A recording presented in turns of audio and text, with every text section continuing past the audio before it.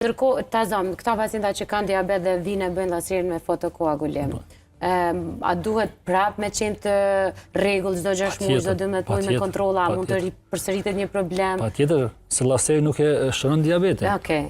Llazeri të ndihmon në parandalimin e atij procesi që ka ndodhur atëherë. Që ka filluar ta atakoj syrin e tij. Patjetër, domethënë, kështu që ai pacient duhet prej asaj kohe kur e kupton që ka dëmtime në retinë, ai duhet të menaxhojë edhe punën e diabetit si smundje.